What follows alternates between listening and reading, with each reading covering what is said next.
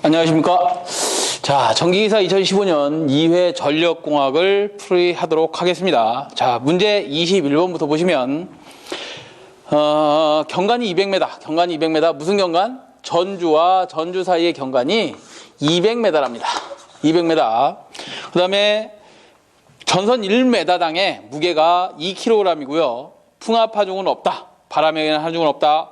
하고 전선의 인장 하중은 4,000kg, 안전율은 2.2로 하면 2도를 구하시오. 2도라는 게 뭐죠? 2도? 이렇게 전선이 자기의 무게가 있으니까 자연적으로 쳐주면 여기에 공간이 생기죠. 수평면에서부터 수직으로 약간 전선이 떨어져서 이렇게 배치되어 있잖아요. 그죠? 걔를 우리가 딥이라고 합니다. 딥이라고 하는데 그 딥을 구할 때 얘가 이 하중이 이렇게 작용하고 있으니까 전주가 예를 들어서 이 하중에 견디지 못하면 전주가 쓰러져 버리겠죠. 그러나 다음번에도 또 뭐가 있어요. 전선이 또 이렇게 계속 연장해서 나가든가 아니면 여기다가 전주 쓰러지지 말라고 지선은 이렇게 되잖아요. 그죠? 이렇게 대놓으면 되는데 여기에 가해지는 이거 장력, 얘를 우리가 수평장력이라고 합니다. 수평장력, 장력이라고 할까요? 수평장력 T라고 합니다. 그 T와 다 이런 것들을 고려해서 딥을 구해보라 합니다. 딥은 우리가 공식 알고 계실 거예요. 8T분의 WS의 자승이다. 그랬을 때 8 곱하기 T가 뭐죠? T? 수평장력이라고 말씀드렸고 수평장력은 이렇게 표기되겠네요. 안전율 분의 어떻게 된다? 전선이 끊어지는 정도, 인장 하중을 뭘로 나눠주면 된다? 안전율로 나눠주면 걔가 수평 장력이 됩니다. 이거에 W 곱하기 S의 자승이다. W 전선의 무게, S 경관의 자승이다. 그랬을 때 8 곱하기 안전율이 2.2라고 주어졌고 인장 하중이 4,000kg이 주어졌고 W가 얼마 줬어요? 2kg이 주어졌고 경관이 200m의 자승이다 라고 주어졌죠. 이거 계산하시면 얼마 나오냐? 5.5, 3번이 나옵니다.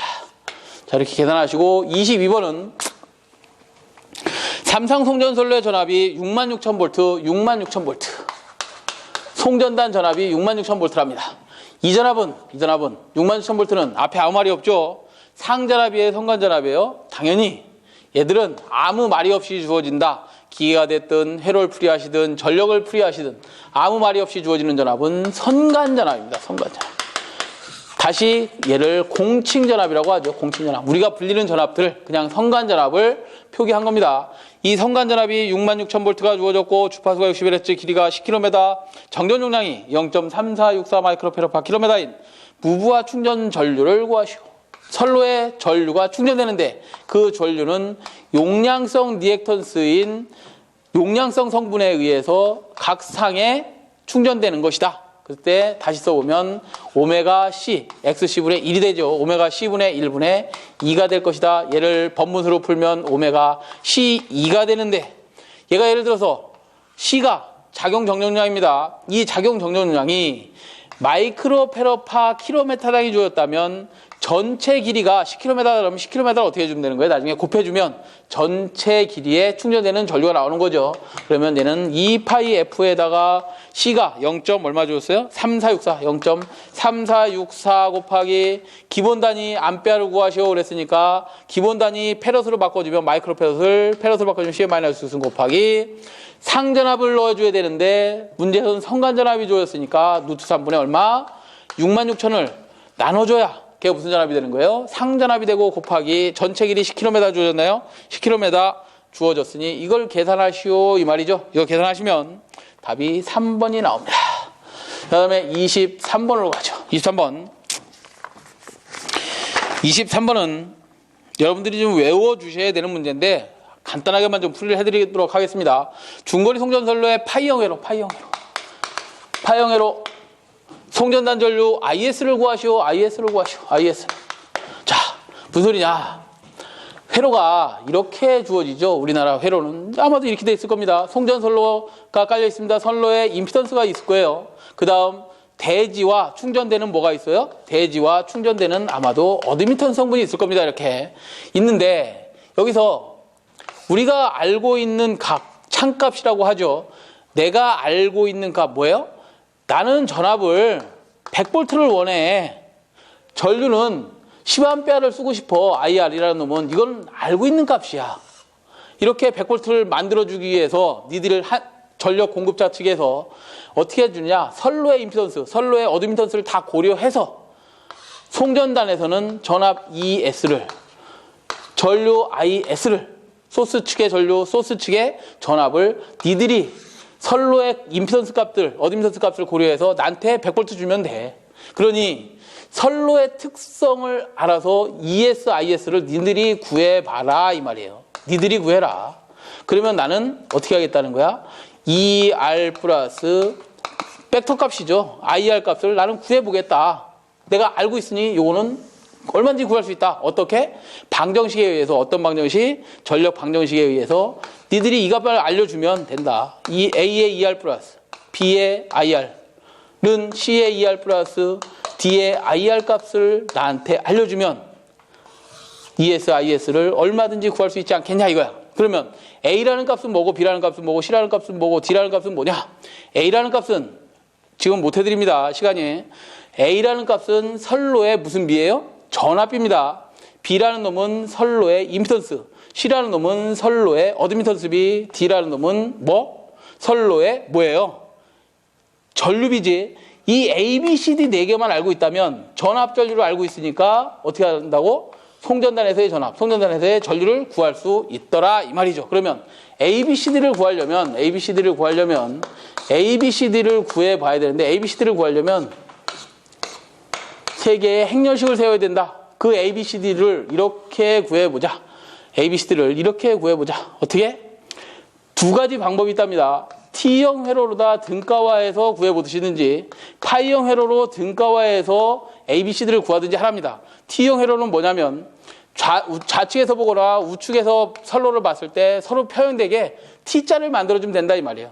그러면 선로에 T자를 만들어주는 방법은 어떻게 돼 있어? 여기서 임피던스를 양쪽에다 이렇게 양분시키고 어드미턴스 그냥 냅두고 이렇게 T자를 만들든지, 파이형 회로는 좌측에서 보거나 우측에서 봐서 평형이 되게 어드미턴스를 반으로 나누시고 임피던스는 그냥 냅두면 얘가 파이형 회로가 되지 않겠느냐. 파이형 회로에 대해서 풀으라 했으니까 파이형으로 등가화한 뭐를 구하라는 거야? 선로에 ABCD를 구해봐라. ABCD를 구하는 방법은 행렬을 3개 세우라 했으니까 요거에 대한 행렬식, 요거에 대한 행렬식, 요거에 대한 행렬식을 세우라는 거죠. 그러면 여기서 봤을 때 A라는 놈은 전압, D라는 놈은 전류비라 그랬으니까 전압 전류는 인가할 거 아니에요? 1이라고 하자. 요 하나에서 봤을 때 임피던스비는 없잖아요? 그러면 제로다. 요거 하나를 봤을 때 어드미턴스비는 2분의 Y구나. 이렇게 세우시면 됩니다. 그 다음에 가운데 거 임피던스비를 한번 세워보자. 그랬을 때 전압 전류는 당연히 인가되어 있을 거고, 임피던스는 제대로 있는데 어드미턴스는 있어요? 없어요? 없으니까 제로. 그 다음에 똑같이 요것도 어드미턴스 하나 있으니까 11 전압 전류는 인가되어 있고, 임피던스는 제로요. 얘는 어드미턴스는 2분의 Y다. 이거를 이렇게 행렬식을 풀어보면 ABCD를 구할 수 있다 이겁니다. 행렬식 풀 때 A는 이렇게 풀죠. 곱해서 더하고, B는 곱해서 더하면 되죠. C는 곱해서 더하면 되죠. 이렇게 푸십시오. 그렇게 풀었더니 얘가 어떻게 나오더라? 전체 다 풀면 A라는 정수는 1 플러스 2분의 ZY, B라는 정수는 변하지 않았네. 변하지 않았습니다. C라는 정수는 어드미턴스 B는 이렇게 변했네요. Y에 1 플러스 4분의 ZY로 변했고, 얘는 A는 D와 같다고 했습니다. 1 플러스 2분의 ZY라. 그러면 얘가 A, B, C, D를 구했으니, A, B, C, D를 구했으니 어떻게 하라는 거야? 저쪽에 ES, IS에다 넣으시면 됩니다. IS 구하라 했으니까 IS는 C가 얼마예요? 이거 Y에 1 플러스 4분의 ZY. 2에 R 있죠? 플러스 D라는 놈은 뭐가 되어 있어요? 요거 1 플러스 2분의 ZY에 I, R이구나. 이렇게 답을 찾으시라 이 말이에요. ER, I 값을 알고 있으니 IS를 한번 구해봐라. 뭐 갖고? 선로의 ABCD 정수 가지고 풀어봐라. 이런 문제였습니다. 쉽지는 않습니다. 그렇지만 좀 외우는 방법은 뭐예요? 파이형에서는 뭐가 변해? 요거, 아까 요거를 2분의 Y로 나눴으니까 고기값만 외워주시면 되겠죠? 요거만.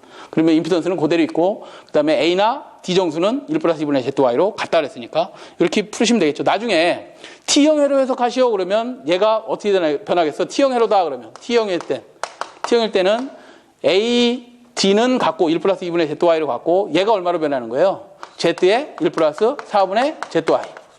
그 다음에 어드미턴스 비는 얼마겠어? Y 그대로 있는 거죠. 이건 T형, 이건 파이형에 대한 ABCD가 되겠죠. 자, 그래서 답이 몇 번에 있냐면 이게 4번에 있네요. 좀 풀이가 오래 걸렸습니다. 자, 그 다음에 24번으로 가죠. 24번. 선택 지락 계정기, 선택 셀렉티브 지락, 그라운드 계정기, 릴레이. SGR의 용도에 대해서 설명한 것은, 옳게 설명한 것은 그랬습니다. 24번은 SGR 물어보는 거, SGR, 셀렉티브 그라운드 딜레이, 선택 지락 계정기에 대해서 물어봤습니다. 옳게 설명한 것은 답이 3번에 있네요. 3번에 이렇게 돼 있네. 병행 이회선에서 지락 고장 회선의 선택 차단. 병행 이회선이 뭐예요? 철탑이 있다. A상 거, B상 거, C상에 철탑이 이렇게 있습니다. 선로를 보시면 여기도 선이 하나, 여기 하나 이렇게 지나갈 거야 아마. 이렇게. 이게 뭐예요? 1회선, 2회선, 병행 2회선인데 여기에 R상이나 여기 R상이나 같은 상이라는 거지. 같은 상입니다. 이렇게 같이 상이 있을 때 한 상이 예를 들어서 고장이 생겼어. 그럼 이거 다 차단해버릴 수가 없잖아. 그냥 계속 송전을 해주기 위해서 고장선 난 상만 선택해서 뭐 하겠다고 얘만 차단시켜주려고 만들어 놓는 게 뭐예요? SGR이다. 선택 지락 계정이라고 보시면 됩니다. 답이 3번. 자, 25번으로 가시면 그림과 같은 선로의 등가 성간거리를 구하시오. 등가 성간거리가 뭐야? 등가. 같을 등가 성간거리가 이런 거죠. 우리가 예를 들어서 뭐 작용 정전 용량을 구해라. 여러분들 공식 외우고 계실 겁니다. 작용 정전 용량 L에는 어떻게 하죠? 0.05 플러스 0.4605 로그 10m라는 R분의 뭐였어요? D. R분의 D 미리헬리파 단위가 킬로미터 했다. 그럴 때 이 D가 이게 성간거리인데 등가적으로 얘를 어떻게 해야 돼? 변환시켜서 넣어줘야 되겠지? 무슨 소리야? 이건 한 상에 등가 성간거리를 넣어주는 게 아니라 등가적으로 변환 성간거리 D-를 넣어주라 이 말이야. 그 D-가 어떻게 되느냐? 선로가 A상, B상, C상이 일직선으로 되어 있느냐? 선로가 A상, B상, C상이 정사각형 배치되어 있느냐? 선로가 A상, 뭐 이렇게 할까요? 선로가 A상, B상, C상이 이렇게 찢다나서 이렇게 되어 있느냐? A상, B상, C상이 이렇게 되어 있느냐? 일직선으로 되어 있느냐? 정사각형 배치되어 있느냐에 따라서 선 간의 거리가, 등가적으로 변한 선 간의 거리가 변하겠지. 이 직렬로 되어 있을 때, 이렇게 일자로 되어 있을 때 등가선 간 거리를 구해보시오. 얘는 어떻게 구한다? 얘와 얘의 거리가 D라고 하고, 얘와 얘의 거리가 D라고 하고, 얘의 거리가 2D라고 한다면, D-는 어떻게 되는데? D-는 이렇게 되죠. 3승근의 루트 D 곱하기 2D가 되겠지. 왜? DD, ED가 되잖아요. 그러면 D가 3승근에 묶여서 나올 수 있으니까 얘를 표시하면 3승근의 루트 2만 남고 D는 밖으로 이렇게 빠져나올 수 있는 거잖아. 그죠? 이걸 얘기하는 거예요. 걔를 어디다 집어넣어 주라는 거야? 여기다 이렇게 넣어주라는 거죠. 그래서 보시면 답이 몇 번이 되겠어요? 얘가 5m라며 얘 5. 얘가 5. D가 5네. 그죠? 5가 밖으로 빠져나와 있고 3승근의 루트 2니까 답이 3번이 되나요? 3번? 네, 3번이 되겠죠.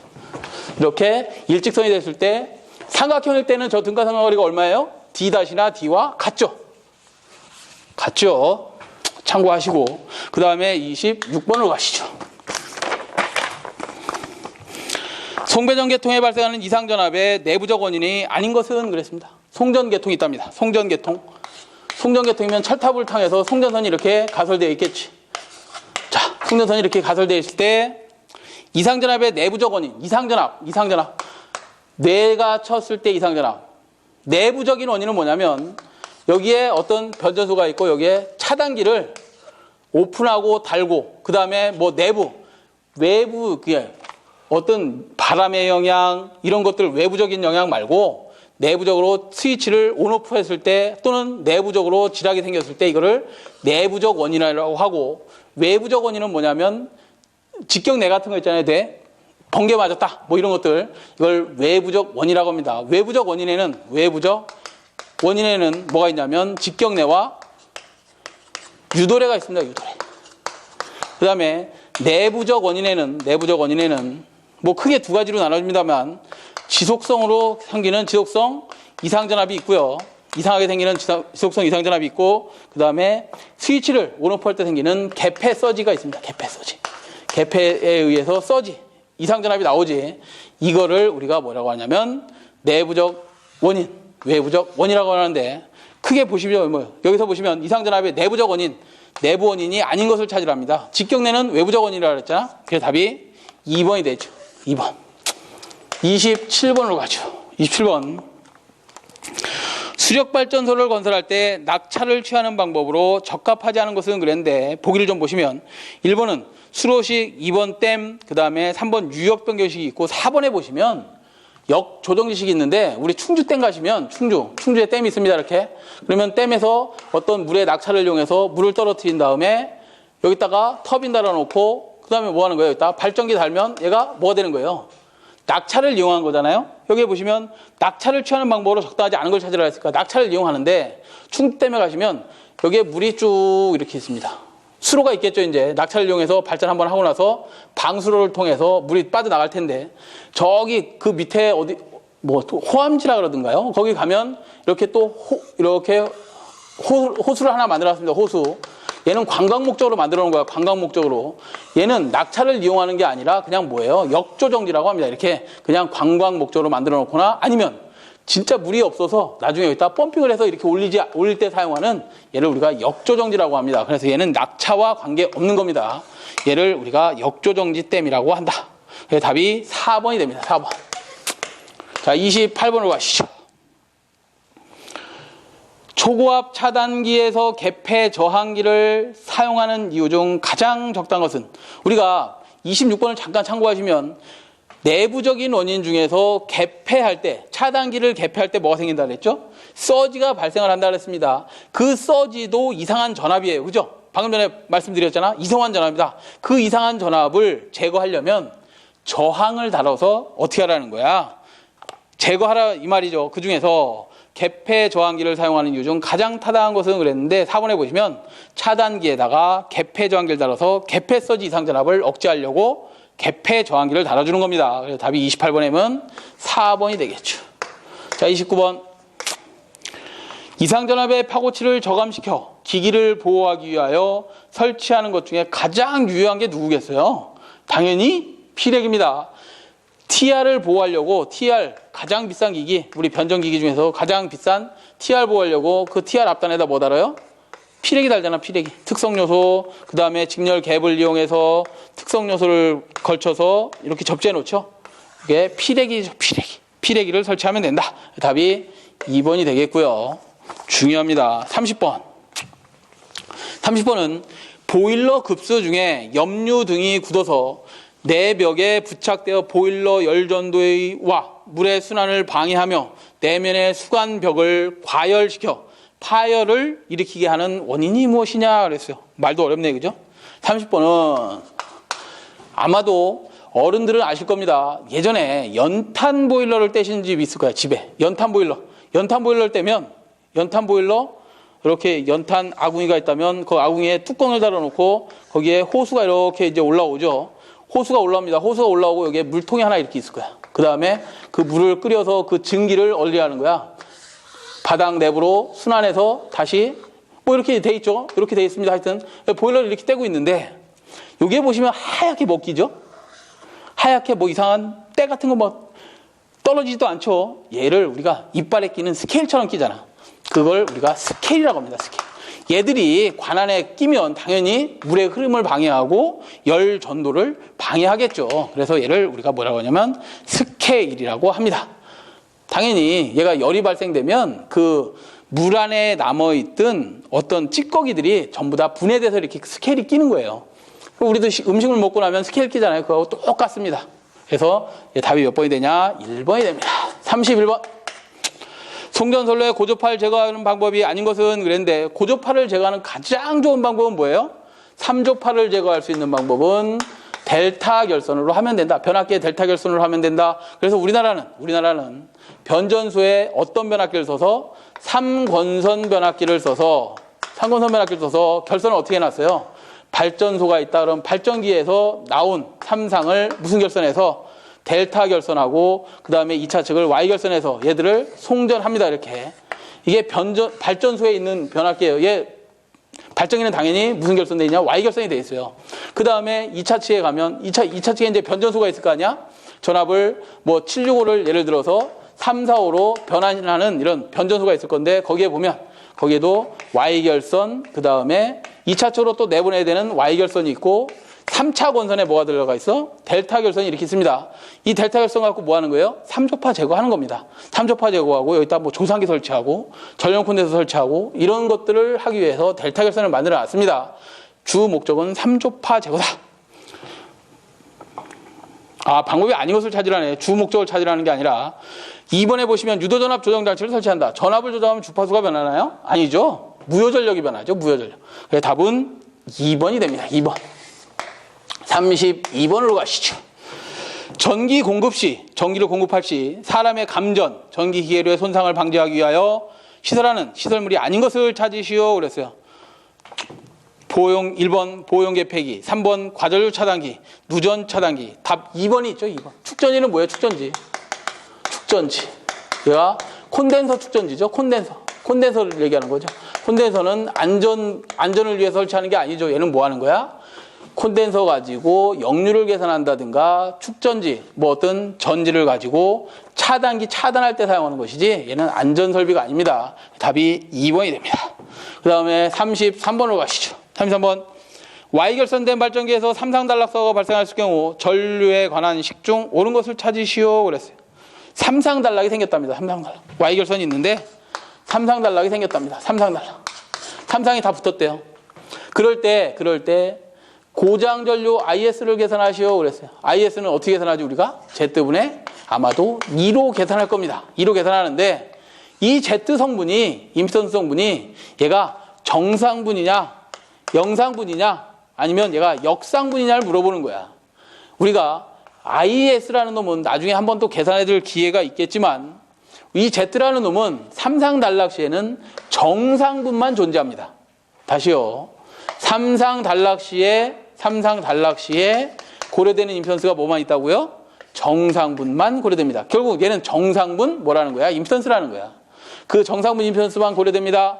만약에 얘가 이상이 단락됐다 그랬을 때는 뭐만 고려된다? Z1과 Z2가 고려됩니다. 만약에 지락이 생겼다, 일선 지락이든 이선 지락이 생겼다 그랬을 때는 임피던스를 뭘 고려해서 계산해준다?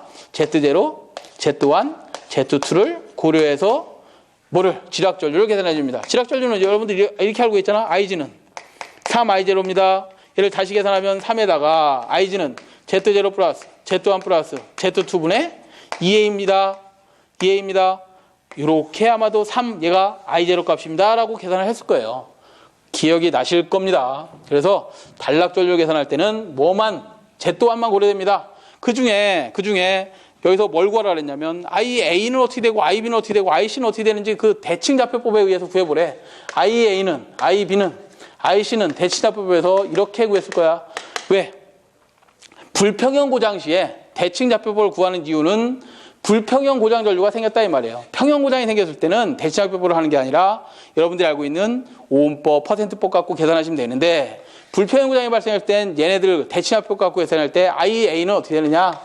선로의 영상분 전류, 선로의 정상분 전류, 선로의 역상분 전류를 플러스해야 IA를 구할 수 있고요. IB상의 전류는 I0에다가 플러스 위상이 몇 도 앞서 있는 120도, 240도 앞서 있다고 할까요? 240도 앞서 있는 정상분 전류 플러스 120도 앞서 있는 역상분 전류에다가 이렇게 플러스 해줘야 IB 값을 구할 수 있다. 그 다음에 I0 플러스 IC는 I의 I1 플러스 A자승의 I2 값을 구할 수 있다. I0 영상분은 고려하지 않는다 그랬으니까 0. 맞아요? 삼상단락에서 정상분만 고려한 다음에 얘도 고려하지 않는다 그랬으니까 0. 그러면 IA는 다시 계산해보면 이렇다라는 거네. I1은 Z1분의 2A여야 되고 IB라는 놈을 계산해보면 A자승의 뭐예요? Z1분의 2A여야 되고 IC라는 놈을 계산해보면 IC는 Z1분의 A의 2A여야 된다. 이 중에서 답이 있으면 찾으시오 이거예요. 그래서 IB는 3번에 보시면 IB는 Z1 정상분분의 A자승의 2A로 답이 되어 있네요. 4번은 왜 아니냐? 얘가 뭐로 되어 있어? Z2로 되어 있죠. 2번은 왜 답이 안 되냐? 얘가 뭐로 되어 있어요? Z0로 되어 있죠. Z1분의입니다. 이렇게 되어 있네요. 그래서 답이 3번이 됩니다. 어려운 문제네요. 어려운 문제. 대칭좌표법까지 여러분들이 완벽하게 공부를 해 놓으셔야 저 문제를 풀 수가 있다. 34번으로 가죠. 34번. 자, 34번은 서지파가 파동 임피던스의 Z1의 선로 측에서 파동 임피던스 Z2의 선로 측으로 진행할 때 반사계수 베타를 구하시오 그랬어요. 34번은 무슨 소리냐? 선로가 이렇게 있고 변이점이 있고 또 다른 케이블이 있답니다. ACSR로 되어 있는 케이블이 있고 전선이 있고 그 다음에 여기 이쪽은 케이블이랍니다. 그러면 어떤 입사파, 충격파, 내가 쳤어. 내가 치면 입사파가 들어올 거고 일부는 투과하고 일부는 반사를 하게 되어 있습니다. 왜? 임피던스가 틀리니까. 여기에 임피던스 Z1이라고 하고 여기에 임피던스를 Z2라고 한다면 임피던스가 다른 점에서는 일부는 투과, 일부는 반사하는데 실질적으로는 어떻게 되냐면 얘가 케이블이면 일부 20% 정도가 투과를 하고요. 80% 정도는 반사를 하게 되어 있습니다. 이렇게 반사하는데 이때 반사파 계수를 구하시오 그랬어요. 반사파 계수. 2R의 계수를 구하시오. 외우셔야 됩니다. 2R은 키르요프 법칙으로 풀지만 2R은 여러분들이 외우고 계시면 2R 반사파 계수는 Z2 플러스 2차 측의 임피던스 Z1분의 Z2 마이너스 Z1에 뭐로? 이 입사파의 크기에 비례한 만큼 빠져나가니까 I가 되겠죠. 이렇게 빠져나갑니다. 반사하는 계수다. 그 중에서도 계수 베타 값만 구하라 그랬으니까 얘는 어떻게 되는 거야? Z2 플러스 Z1분의 Z2 마이너스 Z1을 답하시면 됩니다. 그래서 답이 1번에 있네. 1번. 투과 계수는 어떻게 될까? 투과 계수. ET도 한번 구해보면 ET는 어떻게 돼요? Z2 플러스 Z1분의 2Z2의 2I로다 입사파의 크기에 대해 이만큼이 투과된다는 거죠. 이게 투과 계수가 되겠죠. 이 투과 계수가 되는데 지금은 반사 계수 구하라 그랬으니까 답을 1번으로 하시면 되겠습니다. 그 다음 35번으로 가시죠. 35번. 선로에 따라 균일하게 부하가 분포된 선로의 전력 손실은 이들 부하가 선로의 말단에 집중적으로 접촉되어 있을 때 보다 어떻게 되겠는가 그랬어요. 무슨 문제지 파악을 하셔야 됩니다.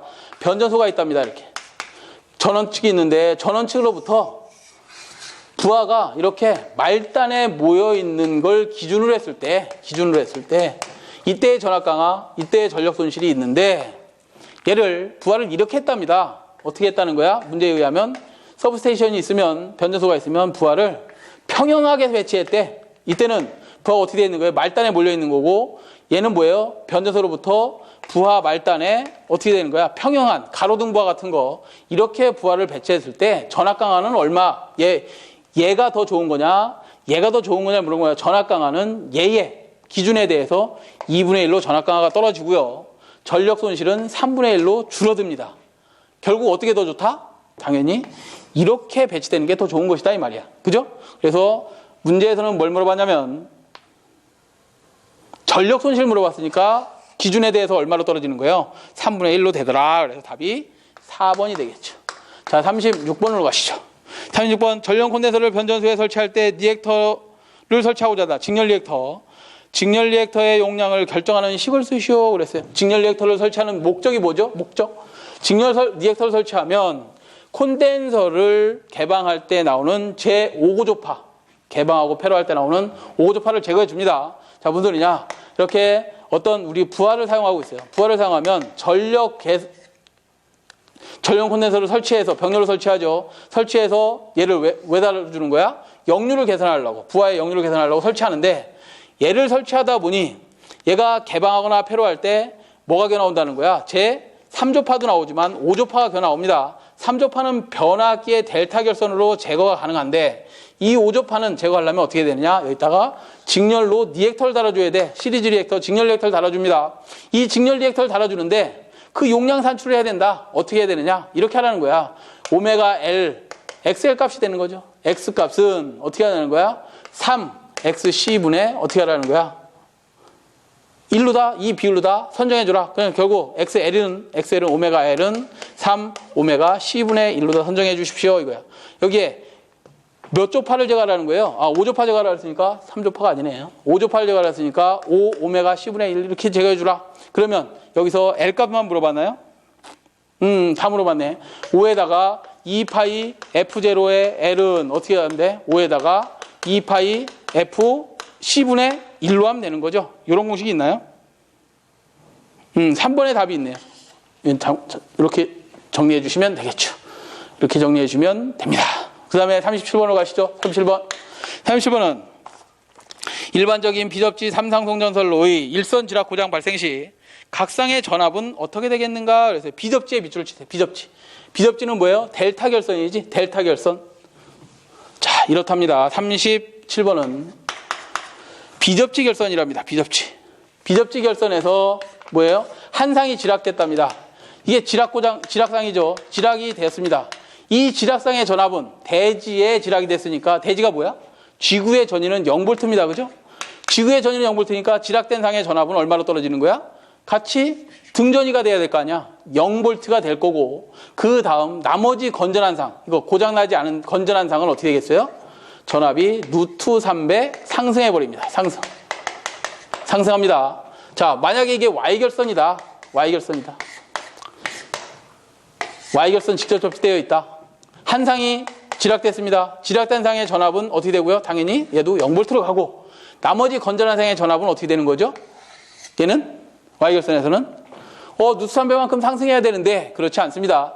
우리나라는 중성점을 전부 다 Y결선하고 유효 접지 범위 안에 직접 접지해 놓으면 얘가 건전상의 전위 상승이 얼마만큼밖에 안 올라간다? 0.866배. 그러니까 1.3배밖에 상승하지 않습니다. 이거 누수 3으로 나누시면 아마도 0.8 뭐 어쩌고 8 정도 나올 겁니다. 이렇게밖에 상승하지 않습니다.